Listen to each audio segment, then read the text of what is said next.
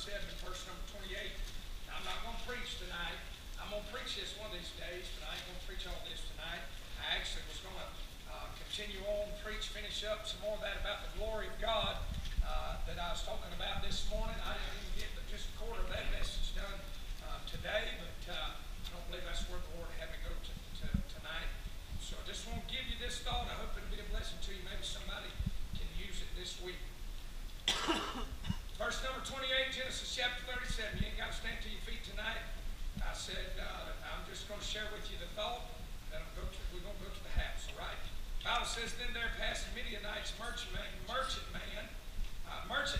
and they drew and lifted up Joseph out of the pit and sold Joseph to the Ishmaelites, 20 pieces of silver, and they brought Joseph into Egypt. Reuben returned into the pit, and behold, Joseph was not in the pit, and he rent his clothes, and he returned unto his brethren and said, the child is not, and I, whither shall I go? And they, now let's talk about Joseph's brothers, and they took Joseph's coat and killed a kid of the goats, dipped the coat in the blood, and they sent the coat of many colors, and they brought it to their father, and said, this have we found. Know now whether it be thy son's coat or no. And he knew it, and said, it is my son's coat, and evil beasts have devoured him. Joseph is without doubt rent in pieces. And Jacob rent his clothes, put sackcloth upon his loins, and mourned for his son many days. All his sons and all his daughters rose up to comfort him, but he refused to be comforted, and he said, for I will go down to the grave unto my son mourning. Thus his father wept for him. The Midianites sold him into Egypt unto Potiphar, an officer of Pharaoh's and captain of the guard. Now, listen what I'm going to tell you right here, and we're going to be done. Joseph, the son of Jacob, God had a plan for him.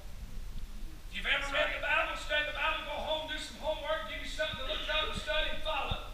God had a plan for Joseph, and Joseph was going to be the one that took care of those that's trying to kill him. That was his brothers.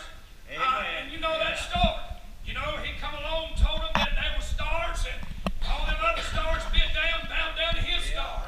And there were sheaves, I believe it was, and all of them bent down to his, and the brothers got mad at it, and God had a plan for him, and you know that God's plan was carried through in Joseph's life. Now, it required, the plan of God took Joseph through the pit before he ever got to the palace. That's right. That's right. So let me tell you something, church. If you're saved by the grace of God, you're trying to live for him, don't think everything's going to be, for lack of a better way to put it, hunky-dory. That's right. Now imagine there was times when he got down in there and didn't understand it. But let me tell you this, the circumstance around Joseph did not deter or stop or quit or do anything to stop the plan of God that had for him. God already said he's going to the palace. He just had to go through the pit to get there. Right.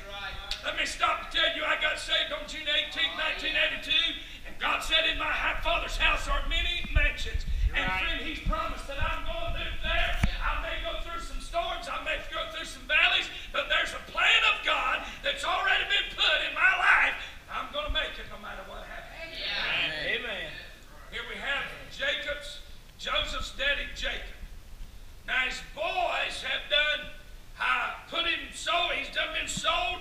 Now they got to go back and tell his daddy, which Jacob loved Joseph. I want to help you with this there, and I'm about done. Some of you naysayers that say I can't preach a short message, here you go. Jacob, they come back to Jacob's house, and they took that coat of many colors, and they killed a kid, and a baby goat, and they splattered the blood on that coat, and they brought it into Jacob's house, and they showed it to him. Now watch this. They did not say this was Joseph's coat, or they didn't say somebody had killed Joseph. Right. That's exactly right. They said, whose coat is this? Is this Joseph's or not? You know who told Jacob that Joseph was dead and been killed? Jacob told himself. That's right. You're right. That's right.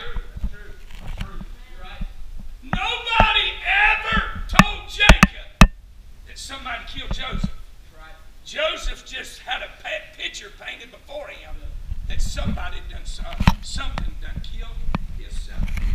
Bible said he was sorry. He said he'd go to his grave. I want us to say this to you. Be careful. Be careful what picture you let the devil paint before you. Oh, yeah. That's right. To tell you, there ain't no hope. Ain't no way out. Good. You're lost cause. Listen. Right. That's right. Because the devil never comes to you and tell you that. He'll come and paint a picture in your mind. Right. That's right. Good. Begin to read into things, tell things, and convince yourself that God's done left you alone. That's right. Right. That your prayers cannot be answered. That your family cannot be helped. That your home cannot be put back together. That you can't find a quarter under your seat. Yeah. Right. I don't know about you, but that blessed me. Right. God don't give a quarter, but He gives a buck. Right. If the old devil will put it down, he'll put it in your mouth. Now, he never said there wasn't no quarter under the seat. I'm just using her testimony Right. tonight. You're right. Do you know who told Miss Miranda there wasn't no quarter under that seat? Miranda didn't know what she was talking about. That's right. Miss Miranda told us. Good. And we go through that in life all the time. You can leave this church today and your faith can be on top of the mountain.